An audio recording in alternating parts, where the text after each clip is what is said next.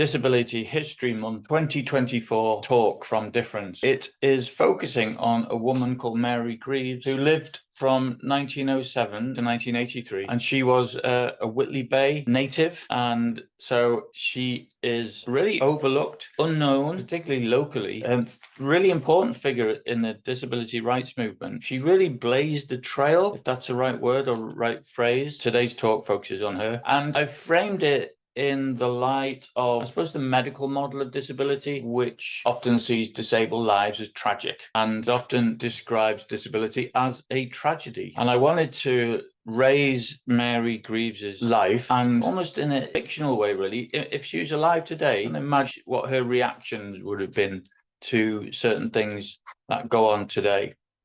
So that's who we're going to talk about today. And this is a picture of her. There's not very many pictures of her. If you look for it on the internet, you'll probably come up with this, a grainy, black and white, faded photograph. So Mary, she started life in Whitley Bay in an unremarkable but quite pretty terraced house with a pedestrianised front street where children could play safely outside their houses in relative safety. It was 1907. Like a number of people born around the turn of the century, including my uncle actually, she caught polio as a child. And the virus attacked her nervous system, which affected her physical development, leaving her with mobility impairments, which meant that she couldn't walk, so she used a wheelchair. When her parents discovered that she had polio, it was, for them, a tragedy. It meant that the imagined trajectory of their lives was no longer likely to be a possibility. What they thought was going to be a perfect life came crashing down around them, I imagine. But Mary was the one who experienced it. She was the one that stayed in hospital. She was the one that experienced the body changes. As any child, she deals with all of those things with a determination, a single focus determination of a child who wants to play and make friends and be happy,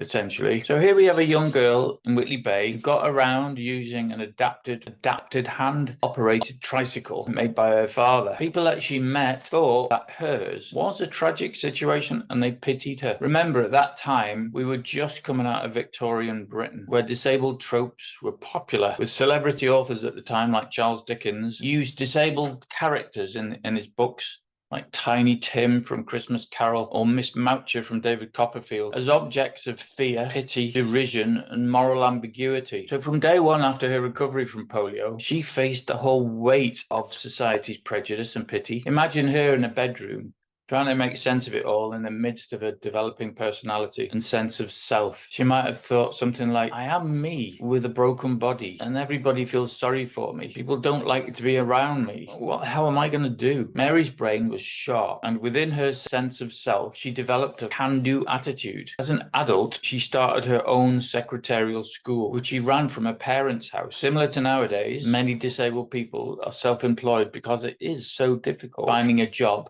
in the standard job market when you're disabled. After that, she joined the civil service and she moved to London, where her impact on disability rights started in earnest. As well as getting a job in the civil service, she became involved in disability activism. She became the leader, advocacy and campaigning organization known as the Disablement Income Group, which successfully lobbied for the Chronically Sick and Disabled Persons Act of 1970, the first of the important disability legislation, which focused on improving the financial and social welfare of disabled people in the UK. The Disablement Income Group was formed in 1965 by a woman called Megan de Boisson and Berit Moore, and it aimed to address the lack of financial support and income for disabled people and to advocate for their rights and needs at a time when disability was overlooked, generally by policymakers.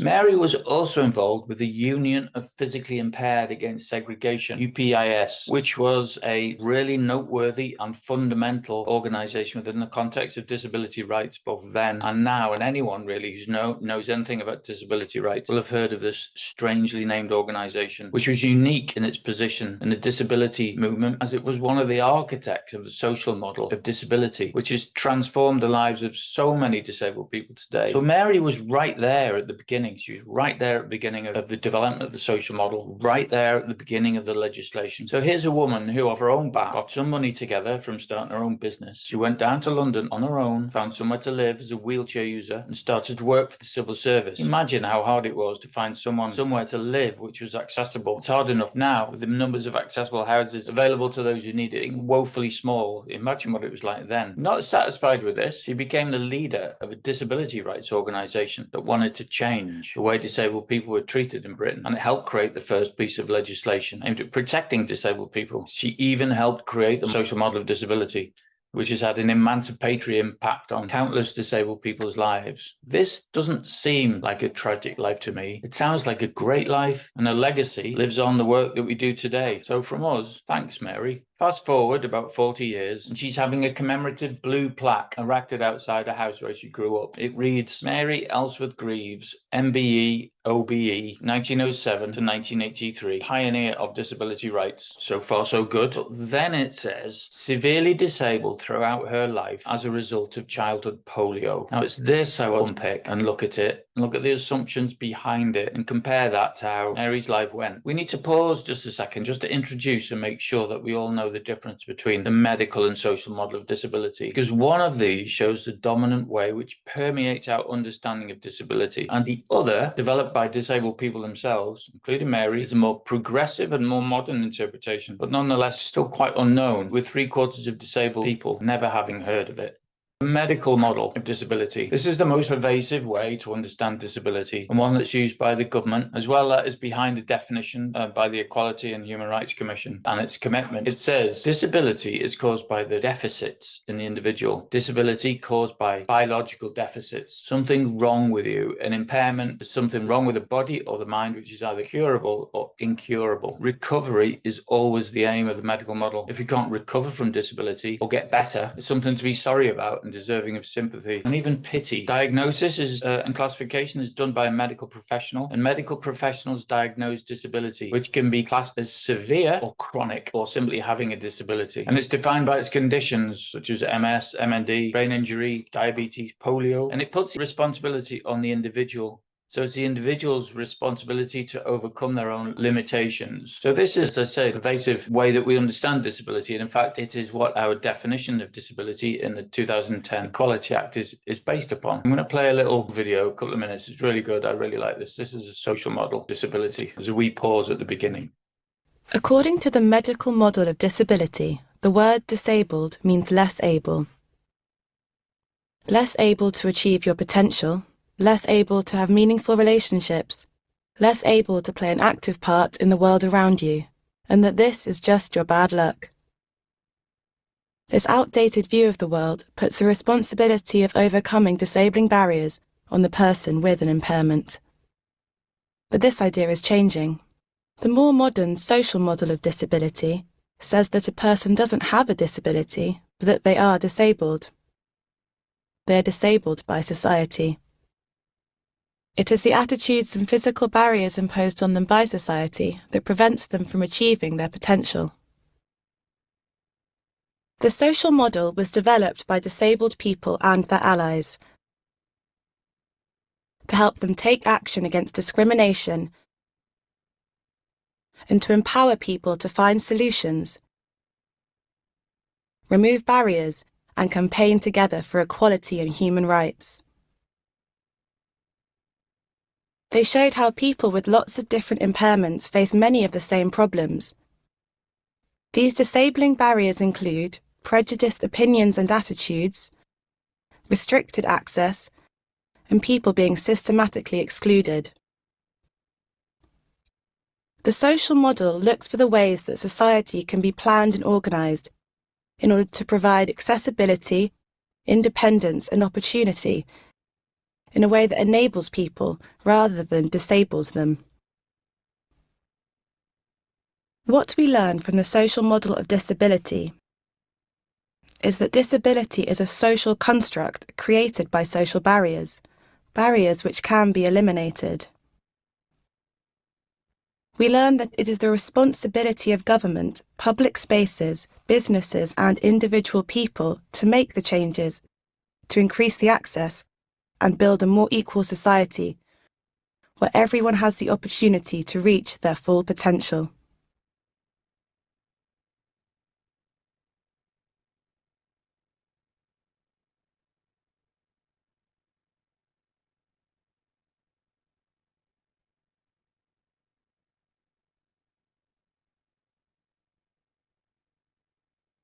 So again, let's look at the sentence that says severely disabled throughout her life as a result of childhood polio. It links the severity of disability to impairment. Perhaps if she had a less serious illness, she would have been less disabled and so had an easier time of it. To the medical model, the three-limbed man has less disabilities and the two-limbed man, so is less disabled. The social model would examine the level of access provision from accessible housing to transport to judge the exclusion or inclusion of those individuals. It might turn out that the man with no limbs has excellent assistive technology and is wealthy enough to ensure excellent access to personal care and personal assistance through to education and opportunities, is less disabled compared to a man that has three limbs who lives in poverty and has little access to his entitlements. Severity of disability here doesn't really make much sense. But bearing in mind that Mary is an architect of the social model of disability, you can imagine how she would feel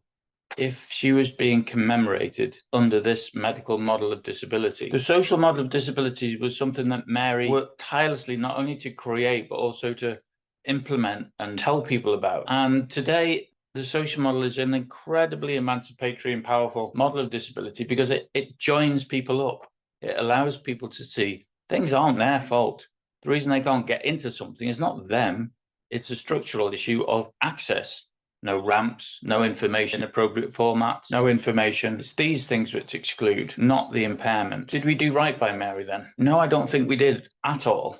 North Tyneside Council, who put up the plaque, managed to commemorate a disability activist with disabling language, serving to perpetuate inequalities, precisely the things that Mary fought against. Mary fought all her life to remove the barriers faced by disabled people, which sought to exclude them from public services. And she was disabled by those experiences, not by her polio. A comparative example would be to commemorate Emmeline Pankhurst with the word severely constrained throughout her life as a result of being a woman. She was able to achieve a lot. Or Nelson Mandela, despite being black, he was the architect of democracy in South Africa. So how can we not fall into the same trap as North Tyneside? We think there are two issues here, one of process and one of language. We'll deal with language first. If you want to be accessible and encourage disabled people to engage with your service, you need to use appropriate language and imagery to talk about disabled people. Language is never neutral. The words that people use reflect what they think and often influence how they deal with situation practically. If the problem is with the individual, like the medical model does, they will take a different approach than if they regard the problem as being with the attitudes, systems, and practices that create disabling barriers. So when you're creating or preparing communications about disabled people, ask yourself, does the meaning it conveys, is it one that reinforces a positive or negative perception or narrative of disabled people, avoiding terms like afflicted, sufferer, housebound, deformed, which reinforce a negative view of disabled people as powerless victims or objects of pity.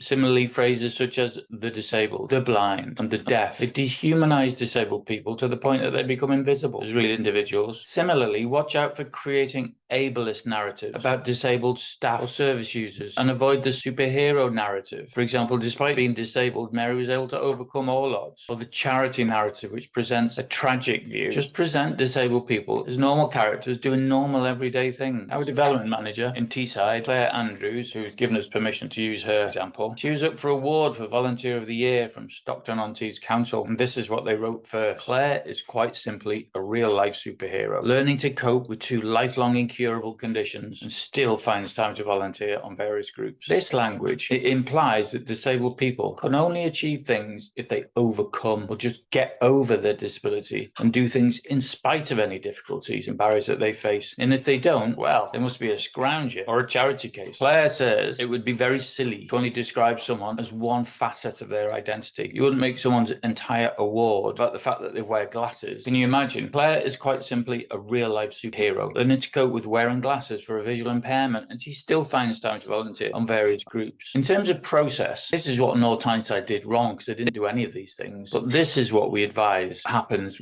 with services which affect disabled people, if they're commemorative or if they're for service delivery. The first thing we must do is understand disabled people's needs, which means engaging constructively with them and making sure those means are accessible. It means centering disabled people in decision making to make sure they're involved at the right stages, which is generally at the earliest point. And we would advise people to prioritize disability justice, which means starting inclusion and access at the beginning as a priority of the thinking and not at the end as a bolt-on. And these are all encapsulated by the slogan, "Nothing about us without us." If this would have happened for Mary's plaque, then we might have had a better commemorative plaque, which read something like, "Mary fought tirelessly for the rights of disabled people and was instrumental in passing the first disability rights law in Britain. Living with impairments as a result of childhood polio and using a wheelchair, she encountered barriers everywhere, which she felt she could help dismantle for the benefit of others. She was a leader of the government's Disablement Income Group from 1969 to 1972 that pushed through the Chronically Sick and Disabled Persons Act 1970, the first piece of legislation which acted to protect and support disabled people in this country. North Tyneside Council did not arrive at these words because they did not involve disabled people. They did not reach out to the disabled community or their representative organisations to let them know about the plaque. Disabled people were not consulted about the wording. North Tyneside Council did not invite disabled people to the unveiling, and they did not make any arrangements. What they did do was rely on unconnected, non-disabled family members who knew only limited information about her disability activism and her achievements. When we asked them if we could replace the plaque with a better wording that would have done Mary's memories proud, they chose to stick with the non-disabled family members that they did not wish to upset, rather than doing the right thing and involving the community who Mary fought so hard for. Difference also fights tirelessly for the rights of disabled people, and one way we do this is through training and awareness raising sessions in subjects which range from digital accessibility, reasonable adjustments, and disability awareness and etiquette. And we also have a members and allies networks, which we'd love if you could join and keep hearing about the work that we do across the North East. And we will tirelessly campaign like Mary did for the rights of disabled people wherever we see them. I hope I've given you a flavour of Mary Greaves and what her life meant to the important Disability History Month. And we really hope we learn some lessons about the failures that North Tyneside made instead of the positives that could be made if they'd have included disabled people at the beginning.